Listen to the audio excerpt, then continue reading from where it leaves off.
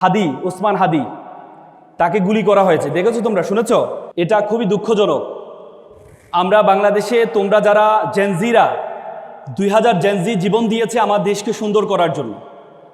আমাদের দেশের যে সংস্কৃতি এত বছর ধরে তৈরি হয়েছে সেই সংস্কৃতিকে পরিবর্তন করার জন্য জেনজিরা তাদের তাজা রক্তটুকু বিলীন করে দিয়েছে। একসময় তোমাদেরকে আমরা ফার্মের মুরগি বলতাম যে তারা পাবজি খেলে, তারা বিভিন্ন গেম খেলে, তাদের দিয়ে কিছুই হবে না। সে জেনজিরা আমাদের 17-18 বছরের যে জঞ্জাল, সে জঞ্জাল থেকে মুক্ত করে যে জেনজিরা স্লোগান দিয়েছে, বুকের মধ্যে অনেক ঝড়, বুক পেতেছি গুলি কর, সেই জেনজিদের কারণেই আমরা এই সুন্দর দেশ পেয়েছি। কিন্তু আমরা এখন দেখতে পেয়েছি গতকাল তফসিল ঘোষণা হয়েছে যে নতুন ভবিষ্যৎ, তোমাদের সামনে যে ভবিষ্যৎ, যে বাংলাদেশের স্বপ্ন তোমরা দেখেছো, সেই স্বপ্নে বড় ধরনের আঘাত হয়েছে। আমরা মনে করি এক হাদি থেকে লক্ষ হাদি জন্ম নিবে ইনশাল্লাহ। কি বলো? যত যাবে রক্ত, হাদিরা হবে শক্ত, তোমরা হবে শক্ত ইনশাল্লাহ। আমরা খুবই দুঃখজনক, আমাদের রাজনীতি একসময়, আসলে রাজনীতি আমি সবসময় বলি, রাজনীতি আমাদের জেনজিদের জন্য না, জেনজিদের জন্য না। একসময় রাজনীতি করতে হচ্ছে যারা অভিজাত বংশের, তারা রাজনীতি করত। আর এখন আমরা দেখতে পাই যাদের কোনো পেশা নেই, যাদের কোনো কাজ কাম নেই, যারা সন্ত্রাসী, যাদের কোনো টাকা পয়সা নেই, যাদের কোনো পড়াশোনা নেই, তারা রাজনীতিতে আসে। কিন্তু তোমরা যারা জেনজিরা, তোমরা সামনে আসছো রাজনীতিকে পরিবর্তন করার জন্য। আমি ওদিন একটা হাদিস পড়ে খুব অবাক হলাম। আল্লাহ রাসূলের ওফাতের সময়, আল্লাহ রাসূল যখন মারা যাবে, সে সময় একজন, আল্লাহ রাসূল মসজিদে বসে আছেন, তখন একজন সাদা কাপড় পরা একজন ব্যক্তি আসলেন। ব্যক্তি এসে আল্লাহ রাসূলের হাঁটুর সাথে হাঁটু বসলেন। বসে আল্লাহ রাসূলকে জিজ্ঞেস করলেন, আচ্ছা কিয়ামত কখন হবে? আল্লাহ রাসূল বলছে, আমি জানি না। তখন যিনি বসে আছেন তিনি বলল, আমিও, যে যিনি প্রশ্ন করেছেন তিনিও জানে না। তারপরে প্রশ্ন করেছে যে কিয়ামতের কোনো আলামত আছে? তখন উনি বলল, কিয়ামতের 2টা আলামত আছে। অনেকগুলো আলামতের মধ্যে 2টা বিশেষ আলামত আছে। তার মধ্যে একটি আলামত হচ্ছে দাসীর পেটে মনিব জন্মগ্রহণ করবে। দ্বিতীয় আলামত হচ্ছে যাদের কখনো জুতা ছিল না, পোশাক ছিল না, তারা অট্টালিকার মালিক হবে। তোমরা কি মনে করো সমাজে কি আমরা এখন দেখতে পাচ্ছি না? দাসীর পেটে মনিব বলতে মুফাসসিরগণ ব্যাখ্যা করেছেন, তারা ব্যাখ্যা করেছেন যে দাসীর পেটে তার মানে হচ্ছে যারা এখন সন্তানদেরকে জন্ম দিচ্ছে, বিসিএস ক্যাডার বানাচ্ছে, বড় আইনজীবী বানাচ্ছে, বড় ডাক্তার বানাচ্ছে, পরবর্তীতে দেখা যায় সেই মাকে তারা বৃদ্ধাশ্রমে রেখে আসে। তার মানে যে মনিবকে বানিয়েছে সেই মনিব তার মাকে দাসীর মতো অ্যাড্রেস করে, ঠিক না? তার মানে কিয়ামতের সে আলামত শুরু হয়েছে। দ্বিতীয় যে আলামত, সেটি হচ্ছে যাদের জুতা ছিল না। তোমরা দেখো তোমাদের আশেপাশে যারা রাজনীতি করে, বড় বড় এমপি হয়েছে, মন্ত্রী হয়েছে, তাদের ব্যাকগ্রাউন্ডের দিকে একটু তাকাও, তাদের ফ্যামিলি একটু খোঁজখবর নিয়ে দেখো। তারা কখনো ড্রাইভার ছিল, নেতার কখনো ড্রাইভার ছিল, নেতার কখনো চামচা ছিল, যাদের কোনো পড়াশোনা নেই, চাঁদাবাজ ছিল, তারা পরবর্তীতে এমপি হয়েছে, কোটি কোটি টাকার মালিক হয়েছে। হয়েছে না? তুমি আশেপাশে তাকাও। আমাদের মনে আছে ফেনীতে, তোমরা এখানে ফেনীর কেউ আছো?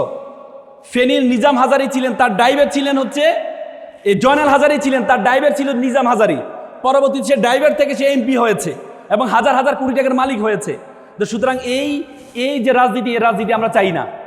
আমরা চাই আমাদের দেশটা সুন্দর হোক। আমাদের দেশ, আমরা যে স্বপ্ন দেখে 2000 জীবন দিয়েছে, 30,000 পঙ্গুত্ব বরণ করেছে, আজকের এই সুন্দর আয়োজন থেকে আমরা মনে করি এই সুন্দর বাংলাদেশ আমরা সকলেই প্রত্যাশা করি। তো সুতরাং আজকে আমি তোমাদেরকে এই সুন্দর যে আয়োজন তারা করেছে, ওয়ান ওয়াই স্কুল চমৎকার আয়োজন করেছে, আমি তোমাদেরকে 3টি টি এবং 3টি এল আমি বলে কথা শেষ করব। 3টি টি ফর থিঙ্কিং। প্রথম হচ্ছে thinking, T for ট্রাইম and T for target. তোমাদের 3টে জিনিস মেক শিওর করতে হবে। একটা হচ্ছে থিঙ্কিং, ট্রাইম অ্যান্ড টার্গেট। থিঙ্কিংটা কেমন দেখো, আমরা প্রত্যেকে চিন্তা করি। চিন্তাবিদ ব্ল্যাক একটা চমৎকার কথা বলেছেন যে আমরা প্রতিদিন 60 থেকে 70 হাজার বার চিন্তা করি। 60 থেকে 70 হাজার বার আমরা চিন্তা করি। সে 60 থেকে 70 হাজার চিন্তার মধ্যে 95% চিন্তা হচ্ছে নেগেটিভ। তার মানে যখন আমাদের চিন্তাগুলো নেগেটিভ হয়, তখন আমরা পজিটিভ কোনো কিছু আমাদের থেকে প্রত্যাশা করা যায় না। আজকে দেখো, তোমরা জানো আলবার্ট আইনস্টাইনের ব্রেনকে চুরি করা হয়েছে। ডক্টর টমাস হার্ভে, তিনি একজন আমেরিকার একজন চিকিৎসক ছিলেন।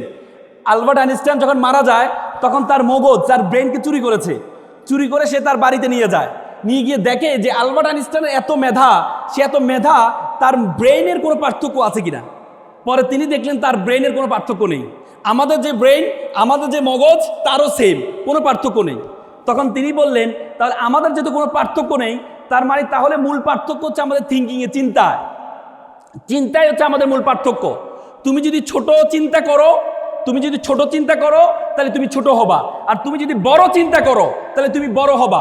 একটা সাইকেলিং সংস্থা, যুক্তরাষ্ট্রের একটা সাইকেলিং সংস্থা, তারা একটা জরিপ করেছে। তারা বলেছে একটা মানুষ তার কর্মস্থল, তার শিক্ষা প্রতিষ্ঠান এবং তার বাসা, এর 15 কিলোমিটারের মধ্যে যা কিছু ঘটে সে সেরকম করে চিন্তা করে। যে 15 কিলোমিটারের মধ্যে যতটুকু ঘটে সে মনে করে মানুষ এভাবে খায়, মানুষ এভাবে চিন্তা করে, মানুষ এভাবে ঘুমায়, সব কিছু এতটুকুর মধ্যে। কিন্তু না, এই 15 কিলোমিটারের মধ্যে আমাদের গন্ডি হচ্ছে 15 কিলোমিটার পর্যন্ত, কিন্তু তোমার গন্ডি 15 কিলোমিটার পর্যন্ত না। You are global citizen. পৃথিবীটা একটা বিশ্বগ্রামে পরিণত হয়েছে। You have to think beyond Bangladeshi border. তোমাকে বাংলাদেশের বর্ডারের বাইরে চিন্তা করতে হবে, তোমাকে চিন্তা করতে হবে বড়। তোমাকে আল্লাহ তাআলা বলছেন কুনতুম খায়রা উম্মাহ, you are the noblest nation, you are the best nation. আল্লাহ তাআলা বলেছেন বিশ্ব জগতে যা কিছু আছে সব কিছু আমি তোমার জন্য সৃষ্টি করেছি। আল্লাহ তাআলা কোরআনে বলেছে হুয়াল্লাযী খলাকালাকুম মা ফিল আরদি জামিআ, এই আসমান এবং জমিনে যা কিছু আছে আমি সব কিছু তোমার জন্য সৃষ্টি করেছি। তো সুতরাং তুমি তোমাকে কেন ছোট মনে করো? এই জন্য তুমি তোমাকে বড় মনে করতে হবে। তোমরা এপিজে আব্দুল কালামের নাম শুনেছো। তিনি সকালে ঘুম থেকে উঠে তিনি সবসময় বলতে আই এম দ্য বেস্ট, আমি সেরা, আই এম দ্য উইনার, আমি বিজেতা।